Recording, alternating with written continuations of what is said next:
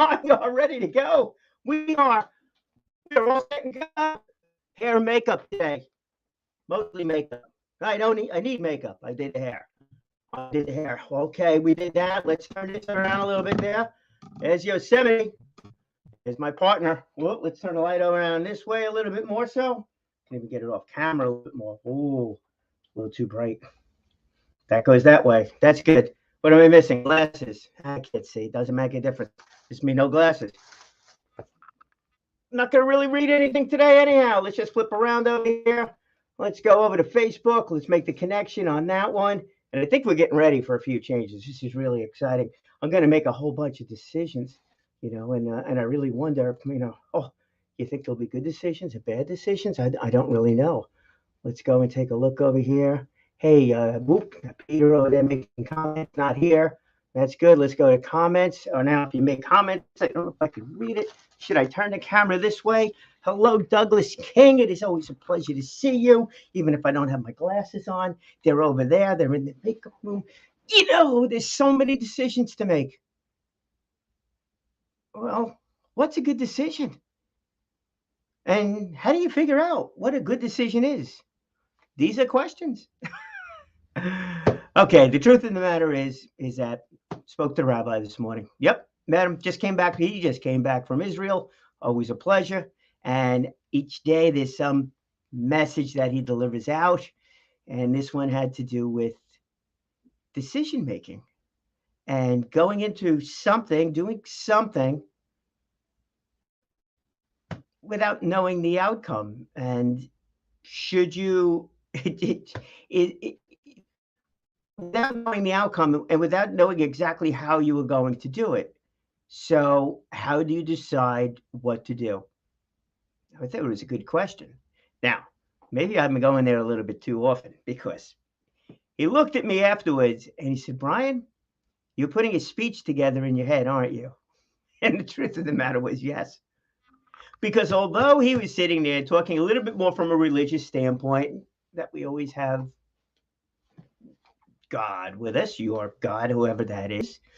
If you want to go from a religious aspect of it, and you want to know something, I could see that same thing being said in just about every religion that there is. So, not exactly a Jewish thing, it's a thing. And I'm thinking too, looking at it from a business perspective, is like, how important is that? How do we really truly make decisions? How do we make a good decision? How do we make a bad decision? How do we decide to not even decide and we make no decision?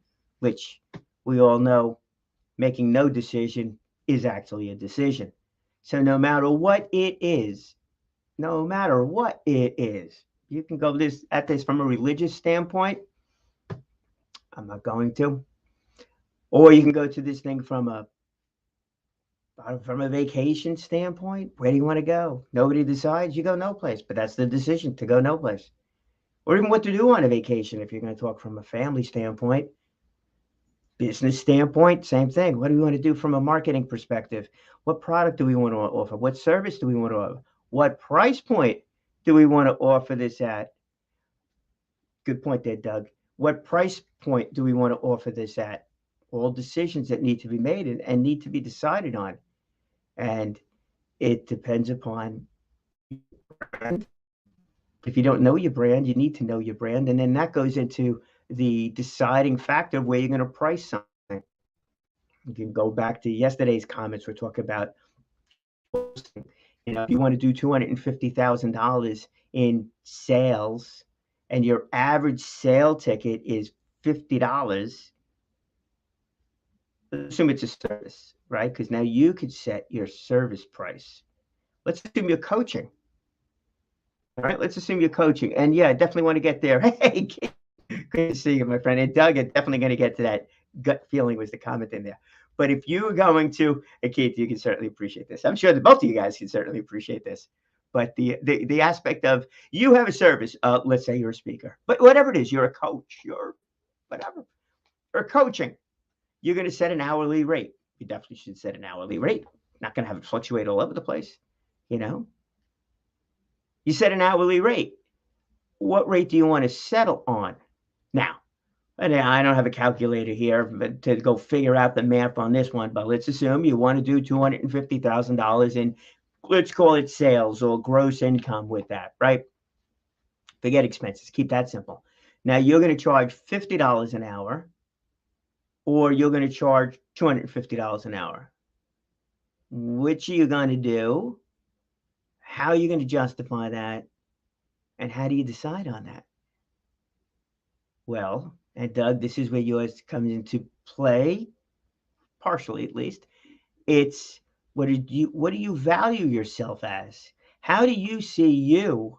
That confidence level is there, your credibility level is there, your authenticity level is certainly there. But how do you price yourself properly? And some of it, and Doug, here we go. This is it. Bam. Yeah, that's right. Doug King, gut feelings. I learned how to press that button, Doug. I made a decision. I made a decision this week on a few things. This happens to be one of them. Gut feelings. Gut feelings. Gut feelings. What feels right to you inside is sometimes a rather important deciding factor in there. Thanks, Doug. Appreciate that. Come up with something brilliant at the end. We'll do it again. You know, but your gut feelings. It's like what's right for you, right? And maybe that falls into the confidence category, and maybe that falls into the credibility category. But if you feel that you don't have the credibility, then you're not going to have the confidence, and then you're going to charge $50 an hour, not $250 an hour, or whatever the price may be. Now, again, you want to look at this from a mathematical standpoint, you can certainly do that. If I'm charging $50 an hour and I want to make $250,000 over the course of a year, how many hours do I need to coach? And or if I'm coaching, I'm not prospecting. If I'm not prospecting, if I'm prospecting, I can't be coaching. It means you're not getting paid for that.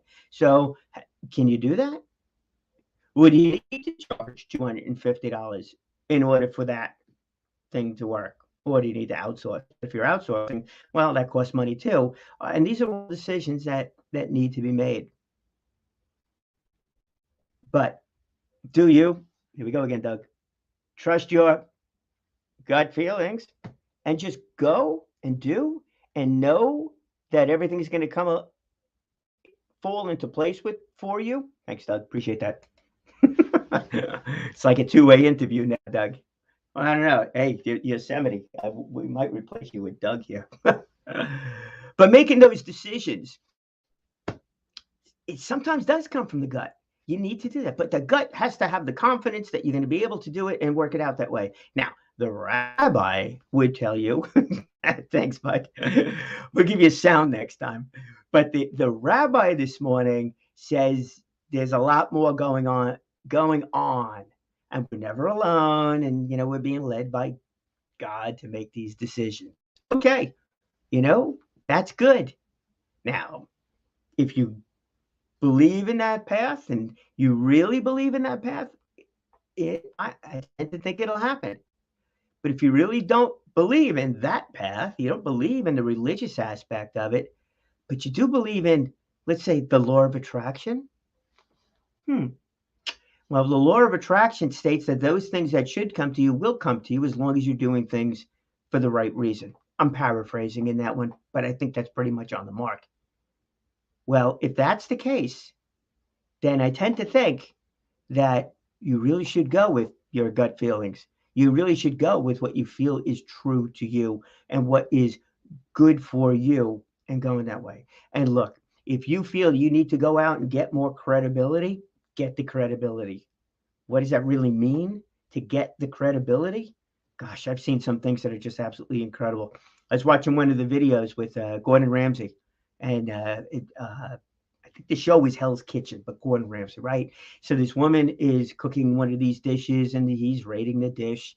It was when they had the group setting, and he asked her who she is.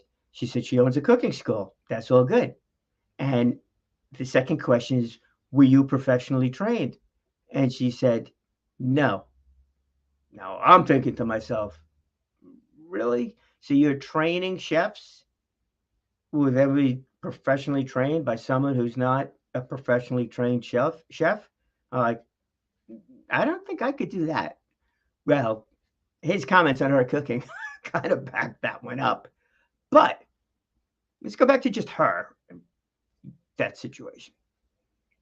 Let's assume she knew how to cook well enough here that nobody was getting sick or anything like that. But wow, the confidence level on that woman to be able to run a cooking school where she has students that are coming to that cooking school and she doesn't have, she's not trained, and maybe she's got some other accreditation in there or something like that. I hope she's got something, but just the way it was presented on the show, maybe a little bit more extreme, whatever. But it's like, wow, I thought that was, I thought her, uh, since we're going Jewish here, her chutzpah, her chutzpah was kind of pretty far reaching, to go and do that.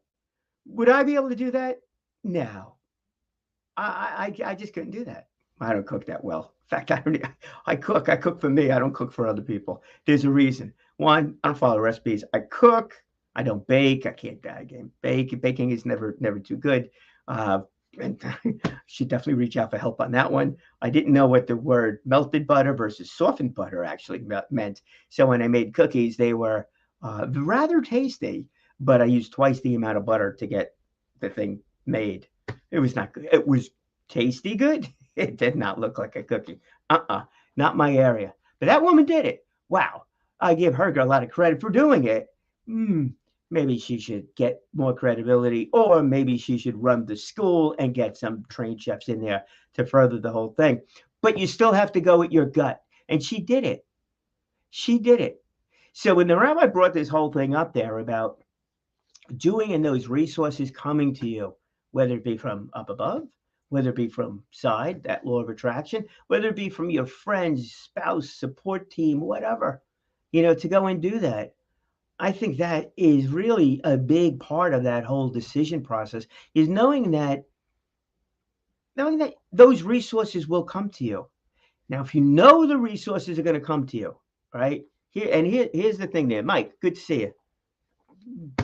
Been thinking about biking with you there, buddy. But anyhow, knowing those resources are going to come to you, what do you think actually is happening there? Are those resources coming to you? Those resources might have been there all along, right? Because like-minded people tend to stay with like-minded people. We got to take a look at the people that you work with. They're pretty much in the same category as you, right? Pretty much. Even clientele, they pretty much have that same personality as you. So assuming that you're going to be making a shift, not a massive change, but a shift in a change, or a shift in a new product, new service, new direction, shift. Those resources that you never saw before might actually have been there all along. But when you have it in your mind, whether you believe it's coming from above, from the side, or from within, but if you have it in your mind that it's okay for me to do this, I know whatever is needed is going to come to me. Here's what really truly happens, is that I think you become much more aware of the resources that are already around us. And that, I think, is such a big factor that perhaps so many of us are just missing. Right? And I see that kind of frequently too. When you are authentic, you go to a networking event and you are authentic. This was one event that came up. Everybody, it was a big room. It was on Zoom too, right? It was a big room. So what they did for this group is they broke off into different rooms, breakout sessions. And one of the things that came up was, what is it that you feel that you are lacking the most in? What's holding you back and stuff like that? And someone, again, give them credit, but somebody put in there, stated the fact of that imposter syndrome. I was like, wow, can't believe they said that. This is a networking event. We're supposed to put our best foot forward. I get the question. What are some of the challenges we face? Time is always a nice thing. Oh, yeah, challenge on time, because there's only so much time and I'm so busy. Things are so good. I just don't have as much time as I would like to prospect. Really? That's a safe answer, right? We can all appreciate, oh, that's good. You're putting yourself in a nice light. But when that person said that imposter syndrome, I don't feel like I'm good enough to be who I say I am. And then I took a look around that Zoom room And then a few people started chiming in with yes. Their heads were nodding yes also. I was like, wow. And then I think the resource that that person needed, maybe most of us need, was right there. Because what happened is that everybody said, yeah, I agree. I get that feeling too every once in a while, or I get that feeling, however it was phrased by everybody. So the resource that they needed to overcome that challenge, when they made the decision, that decision to open up and say that, the resources just magically appeared. Or they were there all the time. They just became authentic. And it happened that way. That was a good decision on their part.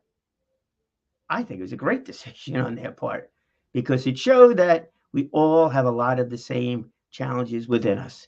We all are pushing ourselves forward, especially the type A crowd, right? We keep pushing ourselves forward. We could do, we could do, we could do, we could do, we can do. And we just keep on doing. But the question is, can we really do it? We may not ask that question out loud. We ask that question internally. But if you're going to take on a project, you're going to make a decision to do something, and you know you can't really do it, well, that becomes a different decision too. But it doesn't mean you can't really do that project. Doesn't mean you can't really accomplish that project. It just means you can't really accomplish that project alone. So what do? Well, one of the things I like to say is you slow down and smell the roses, right? Just take a break, go out for a walk, go for a run, yoga, meditate, ride a bicycle. I don't know, whatever gets you going. Whatever gets you going. I know one of the things that I've done to completely clear my mind of everything was swim in a pool, not outside, in a pool. I gotta wear glasses, in fact, you know, but in a pool. Why? It's a controlled environment. So there, I'm not going to drown. Usually a lifeguard around, that kind of thing. Yeah, I'm not the greatest swimmer in the world, but I was just following the lines. I was just going from one end of the pool to the other end of the pool, to the other end of the pool, to the other end of the pool. The only thing I was thinking about was breathing and getting a rhythm going. And that's it. We just breathe in rhythm, breathe in rhythm. Uh, Form of meditation, I would say it truly is. Help to clear the mind of different things. And you came out, you now have a fresh start on the day, fresh start on thinking. That's probably the best time to then start thinking about something. Not exactly when you're meditating or whatever, but then afterwards. And then you can come to that decision as to whether or not you're going to go it alone or bring in other people to go and do something. So let's get back to the rabbi's original question. Is doing something, making a decision, and taking on some challenge a good thing to do or a bad thing to do if you don't have all the resources in place to do it? My answer to that is it does make sense to go and continue on. Because if there is something that's that meaningful to you and you have an open mind, I think those resources are definitely going to appear. They'll come out of places you never knew. I didn't know that. I didn't know that. Coming back to speaking, right? Joined Toastmasters. I wanted to learn how to become a better speaker. And I want to go someplace where it was safe to show my shortcomings, not at a networking event. Kudos to that person that did show the shortcomings of the imposter syndrome. I joined Toastmasters because I was not a good speaker. I was comfortable up there, which was great, but it actually was bad from a speaking standpoint, from an audience perspective standpoint, because I was just comfortable being there. I could have spent all the time in the world. Sometimes I wonder if I should be doing this in 15 minutes, not 30 minutes. Why? Because I could do 30 minutes, should do 30 minutes. There's a decision for you. I know when I have a guest, the 30 minutes makes sense. But anyway, going back to that. So I joined Toastmasters. I wanted to become a better speaker, more effective, all the rest of that stuff. But I knew that was a place in order to grow from, in order a place to show the shortcomings. So I found the resources in order to do that. I made a proactive move. But I knew what my issue was. So I did that. And then from there, it's just been an absolutely amazing journey about the things I've been exposed to and the other processes that have taken place from the event planning standpoint. Who knew? Learned a lot more about PR, actually working through a new speech manual, Pathways project on that one to help out with that. but also my experience there when it came time to doing a support group for the Crohn's and Colitis Foundation. The answer was yes on their side about me doing it because I had that experience about running these different meetings. Did they really know what Toastmasters was about? No, but they knew I was involved in that thing for quite a while and had something to do with communication skills and something to do with leading a meeting. And they knew I was in that leadership role most of the years that I'd been involved with that. Still am involved with that. So it came. That was resources. Who knew? Resources that come together. Take a look at your friends that are surrounding you too. I gotta go see what time it is. Sorry, I had to look forward a little bit more. Hey, team. Then some of the other things that come to you, your friends and things like that. So what happens? Like there was one situation where I was talking about some of the other. I can't get into specifics on this one because it involves somebody else. But whatever, one of the things, that I was kind of going through, and that person had mentioned some of the things that they'd gone through. Now, was it monumental? Well, for that person, it certainly was. Was it big? Yeah, it definitely was big. But it came from somebody I just never expected it from. That was the monumental part of it, for me. Those comments came from somebody that I just thought had it totally together, had just had everything in place, rocking and rolling, making it happen. Oh, great. Whole thing was great. Told me some other things that with challenges to go through. I was like, yeah, you know what? Maybe that really is the case. Maybe it really truly is the case for real that we all have stuff that we have to deal with. And if we all have stuff that we have to deal with, by sharing some of the stuff that we have to deal with, we learn from that, including decisions, including going into a project. And that's where I think those resources come to us. So no matter what, now, you got to go into it with that mind. Let's go with our 3 actionable ideas. We're going to kind of focus on that. 1, when you make a decision, when you think about a project or something you want to do, some project you want to accomplish, what's the first thing you need to do? Figure it out. Is it a go alone project, or are you going to bring somebody else into the equation and do it that way? That's a decision. That's a big decision because it's got implications the whole way through. You're bringing in somebody else to assist you, partner with you. If they're going to partner with you, well, you know what? Now it's no longer just your project, so you need to be open-minded in the decision process. But that's a big decision right off the bat. It really is.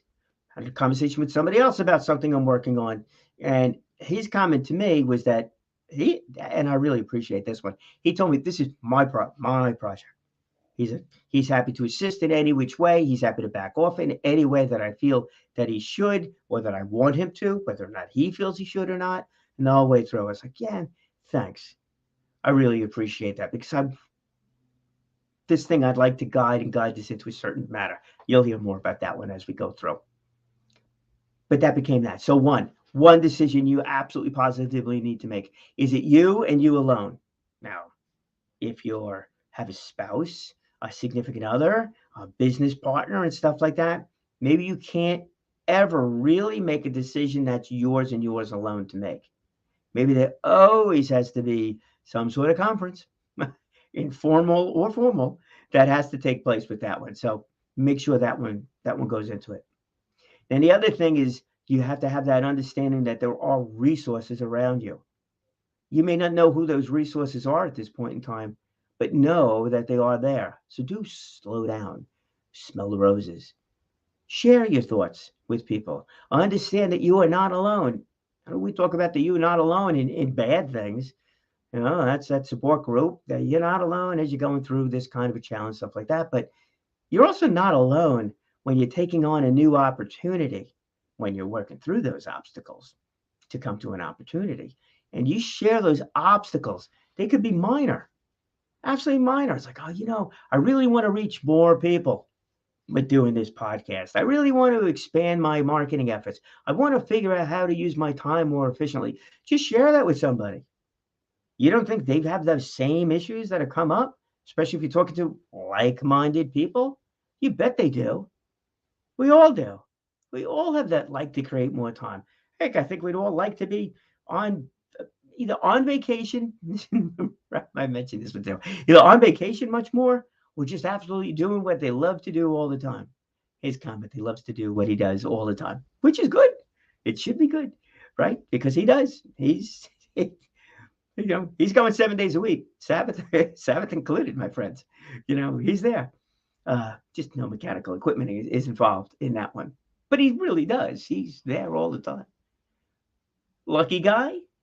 Yeah, I think in some respects it actually is. He's doing what he loves to do all the time. Are you? Can we get to that point where we love to do what we're doing all the time?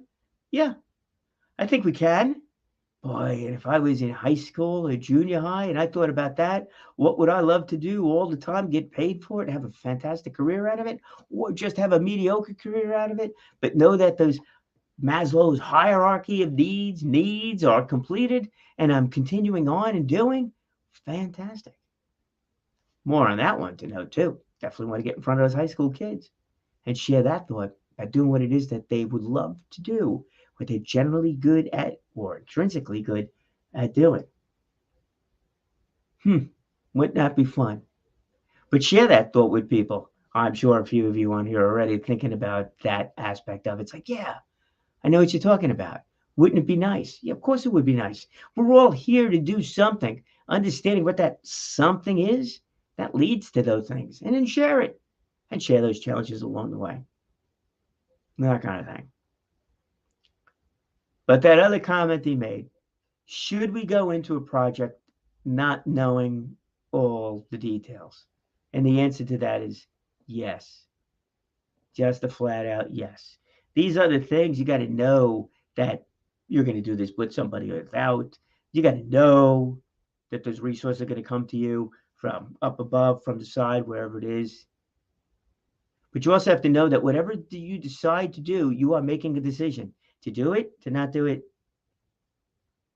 Either way, that's a decision, even if you decide not to do it. And all the rest of that stuff factors into it. So go into that. Go into that with the understanding that things are going to come to you that need to come to you. Go into it with the understanding that even if that project does not work out today, that project may not have been meant to work out today. Take that any which way you want, but it still is the case. Look, there's a lot of things that we start and we don't finish because maybe it wasn't time to finish. Is that a disappointment? Short term, yeah. Oh, absolutely. I could look in the mirror on that one. Without a doubt. Gotten very frustrated with different things. It's like, man, why couldn't that have happened? But sometimes the why couldn't that have happened? It's because it just wasn't meant to happen at that time. If I go into that, if you go into your project knowing that it may not complete for reasons unknown to you at the start of it, it just may not be the time to complete it. If you go into it knowing that you're going to learn something from this thing, regardless of the outcome, good, bad, or indifferent, then you always will learn something from it. Then you'll also know that the next time you go into it, the next time you start it up, you're not going to start at this level. You're going to start at this level. You're going to know what you don't know, which really goes back to my Toastmasters conference. I was asked to do this conference in 2009, to run a conference. Now, our district was decades old, but when I was asked to do the conference, they told me to do the conference. Like, okay, is there any kind of material or playbook or anything like that? We'll see what we can get you. We'll see what we can get you. The stuff they gave me was years old. We'll see what we can get you. So I basically started out, not at bottom, but pretty darn close. On a scale of 1 to 10, it wasn't 0. It was maybe 2. And then as I continued on with this project, it was a 9-month project. I learned more and more about what the conference was really, truly about, not what I thought it was about. And I was like, So where I got from 2 to 4, I was now back down at 3, but I was a little agitated. Hey, now there was an obstacle. How do I redirect that agitation, that understanding now, knowledge of that obstacle, and advance through that one? Well, we refocused the effort. We empowered a lot of people, had 17 committees working on that thing, empowered everybody. When we had our meetings, when we did the emails, we did all that stuff. This is pre-Zoom. Pre-Zoom, go figure that. It was 10 years ago, right? We didn't do Zoom meetings. Didn't even think about doing Zoom meetings. But anyhow, we got everybody on the same page to go and do that. Let's call it 80%. 80% of 17 committees on the same page. It turned out to be an unbelievable success. And I learned so much from that aspect of it. But one thing I also did with that, wrote up a playbook. So now the person going into that conference for the next conference, the next year, they weren't starting at 0 or 2 or even 4. I like to think they were starting at 5 because I gave them my challenges. I gave them my successes. I gave them my thoughts, and they were able to work with that. So even though that conference perhaps could have been better, we did set record attendance, all the rest of that kind of stuff. But even though that conference could have been, let's say, easier to do than what it was, an amazing learning experience, that worked out well. And it was a good experience. What did I use to get that thing started? Well, all right, Doug, let's go back to gut feelings. My gut said that I should do it. My brain power said, I don't know what I'm doing, but my gut wanted to do it. So we rock and rolled with the whole thing. That's it. So go for it, my friends. Go for those challenges and just understand the resources will come to you. I was like, I got a lean fluid over here. I can't read it. So, yeah, Karen, good to see you again. Well, it's my wife. It's always good to see you. Dave, no glasses. I had hair and makeup. Took way too long. I had to run over here to do this thing. But at least I didn't even comb my hair again. Got to work on that one. There's always an improvement to make over there. Yeah, Doug, I got you. Cooking takeout. We're with you on that one. Mike, yeah, practice makes perfect. Cooking, yes. Baking, it's a scientific approach to the whole thing. So what are we doing? Well, we're making decisions this week. We're going to make things better. Always going to make things better. I explained a couple of projects coming up, man, and I'm like super excited about what's going to take place over the summer. So we got the HIA trade show coming up, working on something with that one. And then we're going into the auto racing. Actually, the auto racing, the drag racing starts first. Guess who's getting microphone time? I wonder who that might be. All right, friends. We're after 30. Oh, we're well after 30 minutes over here. I'm out of here. Take care. Have a great day. Wonderful day. And, well, you know what? Make decisions. Make it work and understand those resources are going to come to you. Well, they come from up above, side, or within. Trust yourself. You can do it.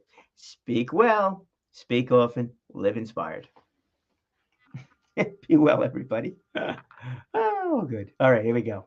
Oh, I also learned that I could press buttons. I don't have to lean forward to do this stuff anymore.